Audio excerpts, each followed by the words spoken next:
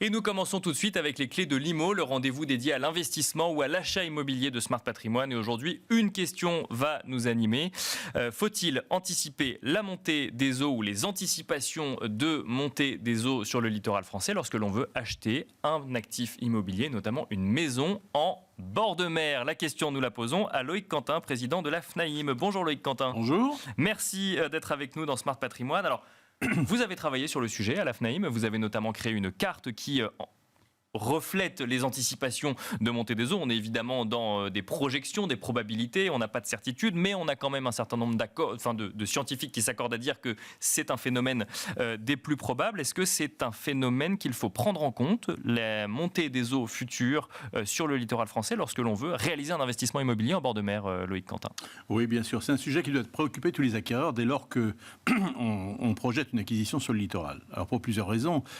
D'une part, parce que la montée des eaux, je dirais, est inéluctable. Elle est progressive, elle est régulière depuis très très longtemps, depuis des millions d'années, on le sait. Il y a quelques millions d'années, on franchissait la France et la Grande-Bretagne à pied. Et aujourd'hui, dans cet intervalle, les eaux ont monté de 400 mètres et donc elles continuent à monter. Donc c'est un sujet qui doit préoccuper tous les acheteurs. Et d'ailleurs, le GIEC, dans le cadre du réchauffement climatique, l'a bien mis en évidence, puisque, je dirais, 1 degré de plus en température, c'est 45 cm de montée des eaux en complément. D'accord. C'est-à-dire l'impact que cela peut avoir. Alors, il y a deux phénomènes sur le littoral. Il y a le phénomène d'érosion, parce qu'on peut avoir bien évidemment un phénomène d'érosion. On arrive à franchir et gratter le littoral, et à ce moment-là, avec des maisons qui sont trop proches du littoral, peuvent être source d'effondrement, et là, le patrimoine disparaît. D'accord. Et aussi, il y a les autres types de produits qui sont soumis à une montée des eaux. Alors, la montée des eaux, est-ce qu'elle est si dramatique que ça? Il y a une cartographie qui a été établie par le GIEC, avec une projection à 2120. Et c'est à partir de cette cartographie qu'on a de bons éléments de renseignement. C'est dans 95 ans, donc on n'est pas pour tout de suite. Bien sûr. Alors, est-ce que ça remet en cause des projets d'acquisition? Vous allez certainement me poser la question. Bah oui. Est-ce que ça les remet en cause aujourd'hui? Puisqu'on a le temps d'acheter et de vendre, si c'est dans 95 ans, je me mets à la place d'un acheteur immobilier. Voilà. Alors, je vais vous dire que on constate que le plaisir l'emporte plus sur la raison parfois. D'accord. Le plaisir parce que quand on se projette à 95 ans, imaginez quelqu'un qui a 50 ans se fout complètement de sa projection à 95 ans. Voilà, et s'il a les moyens de l'acheter, le plaisir va l'emporter. Alors bien évidemment, toute raison gardée. Mais aujourd'hui, d'abord en 2120, d'ici là, il y aura certainement des évolutions. Moi, je connais des propriétaires qui ont une maison. Elle est sur vide sanitaire. En 2120, la maison sera au ras de la porte d'entrée. Est-ce que c'est un problème? Ça les effraie pas. D'accord. Vous savez pourquoi? Très simplement, parce qu'ils se disent, elle est sur vide sanitaire, on pourra d'ici là la découper, mettre des vérins et la monter en fonction des marées.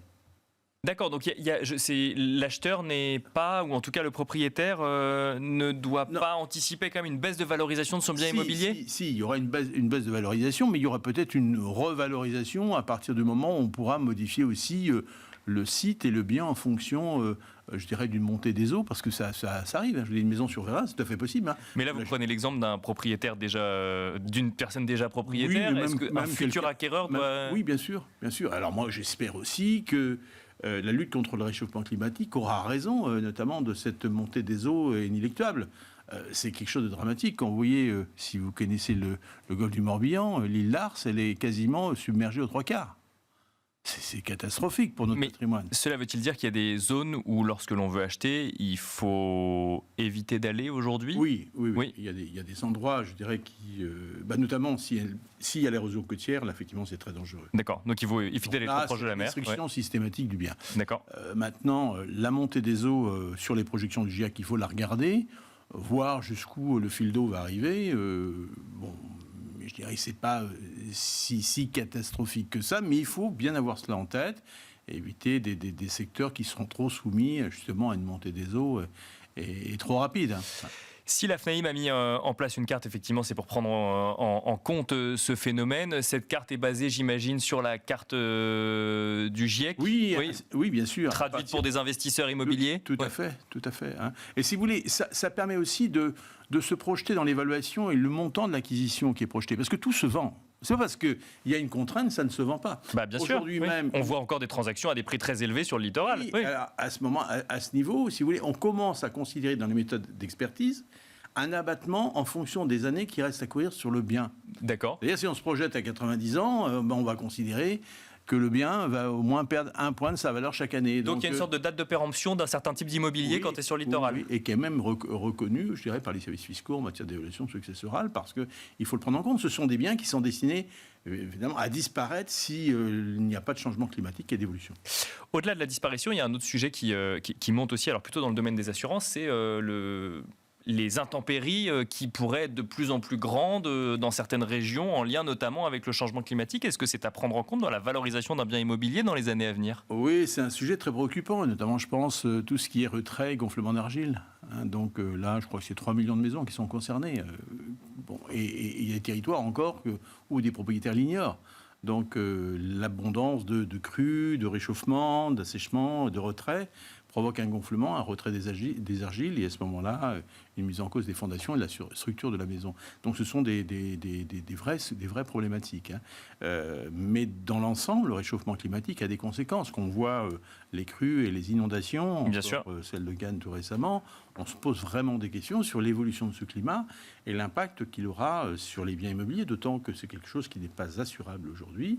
Peut-être faudra-t-il l'envisager dans un horizon le plus prochain, mais rien n'est garanti et on n'est pas garanti, je dirais, de cette évolution. Donc je crois que l'acquéreur va de plus en plus faire attention à cette carte climatique et à ces risques. Ça fait partie des mesures de précaution, des mesures de prévention. On finira là-dessus, vous l'avez dit, effectivement, on est dans le domaine de la probabilité, plus ou moins certaine selon les prévisions scientifiques, mais personne n'a de boule de cristal, on ne saura jamais effectivement à quel niveau exactement ira une montée des eaux ou autre. Comment l'intégrer au mieux quand on est investisseur immobilier, au-delà de la carte, qu'est-ce qu'on peut regarder ? Est-ce qu'on décide de ne pas aller du tout dans la zone ? Est-ce qu'on prend le risque ? Est-ce qu'on négocie mieux son bien pour anticiper une éventuelle décote ? Je crois que c'est un calcul de risque. Et dans ce cas-là, le calcul de risque, si risque il y a, il est mesuré. Et à ce moment-là, il faut l'anticiper par une décote, notamment, et un prix de négociation à la baisse, puisque ce bien sera notamment condamné finalement à se déprécier. Alors, c'est vrai que nous, on a une culture latine, on n'a pas une culture anglo-saxonne. On considère qu'un bien, il faut le garder pendant des siècles.